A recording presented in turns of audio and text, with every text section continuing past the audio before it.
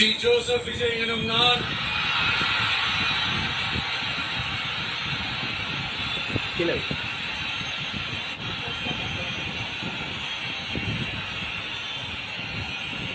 சட்டப்படி அமைக்கப்பெற்ற இந்திய அரசியல் அமைப்பின்பால் உண்மையான நம்பிக்கையும் மாறா பற்றும் கொண்டிருப்பேன் என்றும் இந்திய நாட்டின் ஒப்பில்லாத முழு முதல் ஆட்சியையும் ஒருமையையும் நிலைநிறுத்துவேன் என்றும் தமிழ்நாட்டு அரசின் முதலமைச்சராக